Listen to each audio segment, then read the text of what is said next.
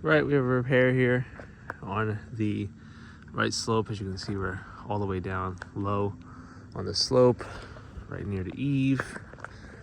Location we're at, we got a lot of debris on here because of the trees. As you can see here, damaged shingle, surrounding areas. Left, right, pretty clear. Tripod mounted here.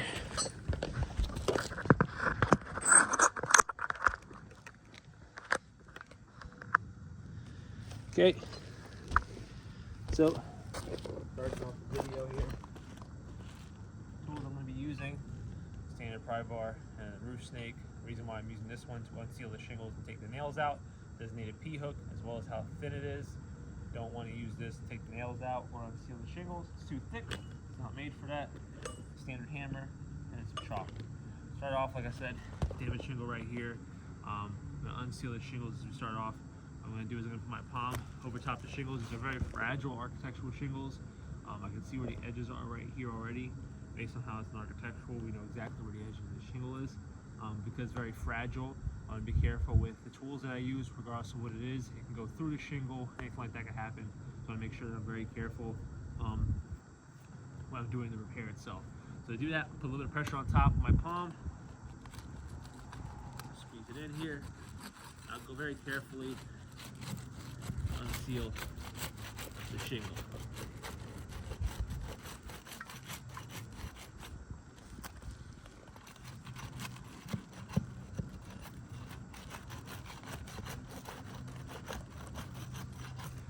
Have it.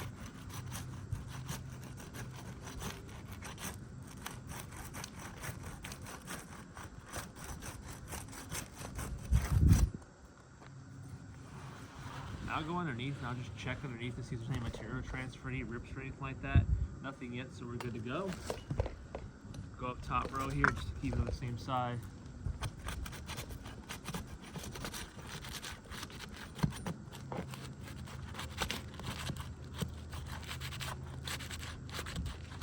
Shingle's coming unsealed pretty nicely. It's 70 degrees out here. It's been pretty cool, so we're good. Temperature's perfect for the repair, being 72 degrees.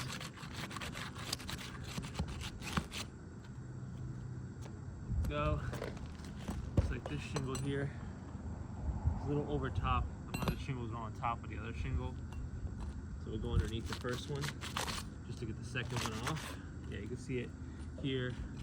The edge of it right here is it's laying on top of this shingle.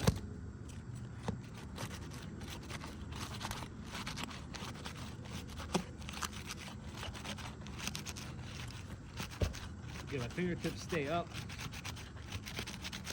If I have to put them down, it's always on top, never on the same shingle that I'm working on.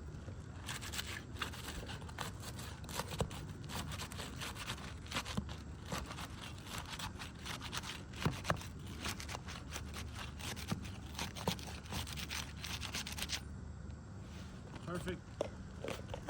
Shingles are unsealed. I'm going to go in now with my thumb. If I got to put my fingertips down, it's always on the shingle above, never the same one that I'm working on. Perfect tool for the job. Look how far I am from the shingle. I can go in there. If I find this nail, I can go on one-handed. Now I'm pulling this nail out just barely.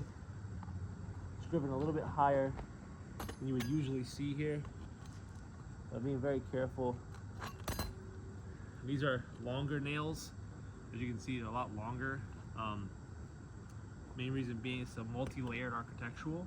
So it's 2 layers. You got to go through the first layer, the second layer to eventually reach the plywood. So you can't use standard short nails like you would on a regular roof where it's not multi-layered, it's only single layered. So that's going to kind of impact how high these shingles lift up. You got to use this size nail because you're only going to go through one layer, the original top layer, and barely the first original layer if you use the short nails. So you got to use the larger ones.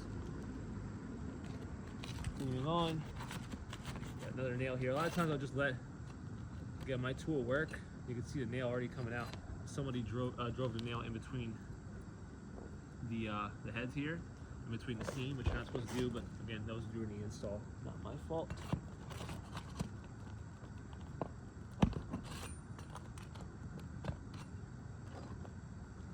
again, using that technique, see how high I'm lifting the nails there, the shingles, and I pulled that nail out.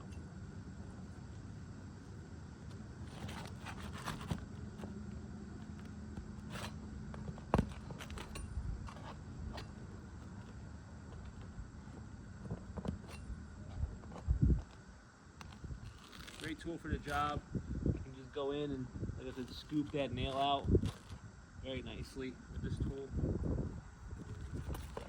Just make sure that we're still recording here. We are. Thank you very much for your patience.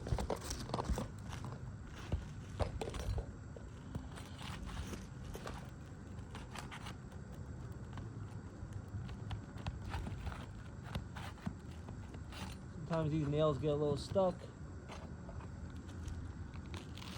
but we'll get them out.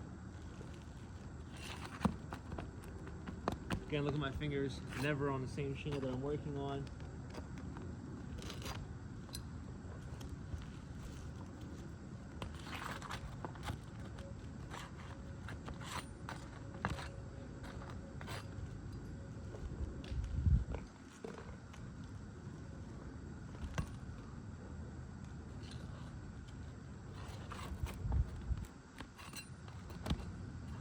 And just taking my time. I'm doing it the right way. I'm doing it very cautiously. I'm not being quick. It might seem like I'm going quick, but again, when you do these repairs all the time, you gotta get good at them.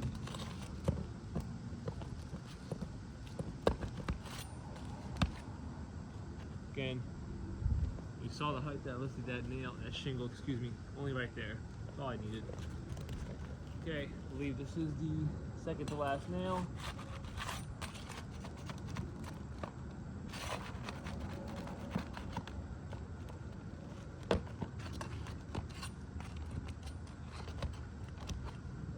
Two nails here. 1, 2.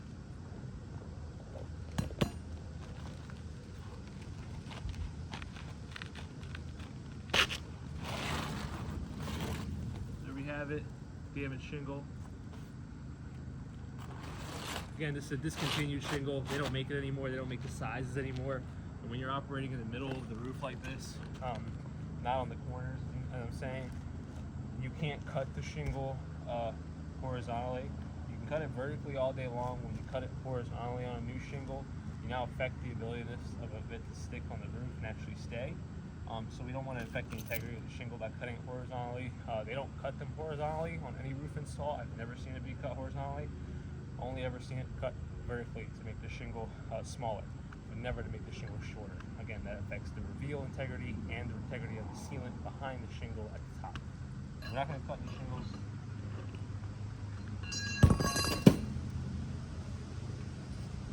Okay, go right to the bush. Okay. So, we go ahead out and start nailing. So, roof snake coming in handy now.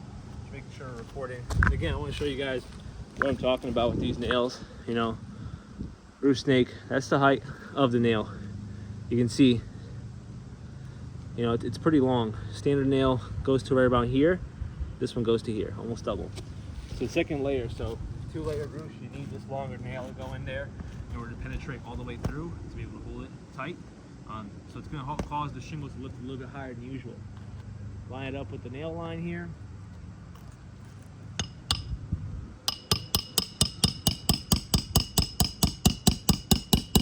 Slowly drive the nail, and I'll complete the nail. Done. There we go. That's kind of how I'll do it, using the tool to my advantage.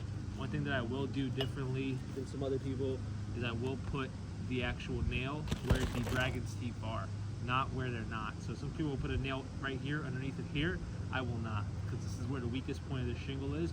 And while it's being lifted up and held up, put it down. While it's lifted up and being held up over here, it's higher probability that it's going to rip and tear. I don't want that, so I want to put it where it's going to have the less probability of ripping and tearing. It makes the most sense to put it where the reinforcement is of this shingle. Whole point of the dragon's teeth. Set the nail, complete the nail. Last one for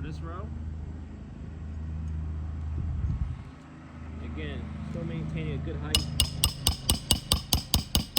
Shingles have to be lifted this height.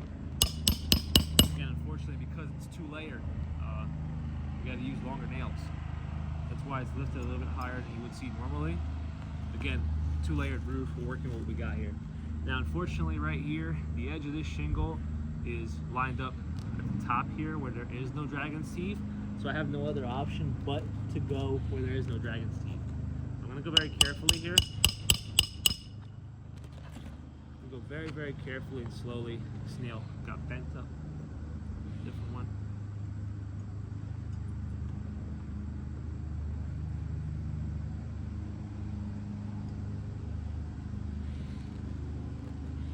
So I'll be very careful here.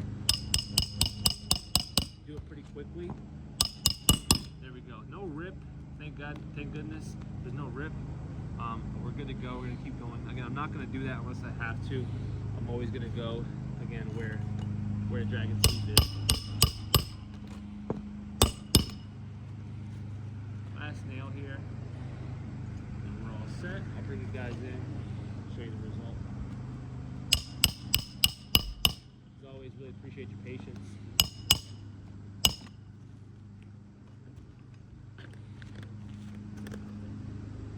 Right in the bush. Okay, bring you in here, show you what's going on. Thank you for your patience in this video. I'll show you here what's going on. Original damaged shingle right there. You can see the ones above it. So you can see already, we're already having issues here. Rip, tear, very obvious, very clear. Same thing right here, you can see going straight across. Boom. That's not from me doing anything with my finger. That's just from the shingle itself. You can see clear as day, straight across the damage that's occurring. As you can see for reference, here's an untouched shingle over here. Nothing. You can see some small blemishes. And then here you can see creasing and ripping. Right above it, pretty clear. As you can see when I slightly flex the shingle, you can see the rips, you can see the tears. Pretty clear. Boom, boom, boom. And the one next door as well. And it makes sense. As you can see, this shingle stops right here. This is where the damage is predominantly happening. But you can see over here, there's nothing going on. So after this, you can see that this is a clear fail being done. You know, right here where the damage is near the eave. You know, this is a fail here. It's gonna be a fail here. It's gonna be a fail here. It's gonna be a fail here. It's gonna be a fail here. This is continuous. You know, it's not gonna be different if you start to climb all the way up to the ridge. Another problem persists as well. You know, once you get to the ridge with all these damaged shingles, once you get to the ridge up here, now you gotta rip the ridge cap off. Now it's directly gonna affect the other side. You know, we already have damage on the other side, so we're gonna have to do repairs on that side too. And both sides, you can see, are equally alike in condition. So both these sides are fail for repairability. Clearly this roof needs to be replaced. Thank you very much. Have a good one. Just again, showing everything as an overview. Pretty clear.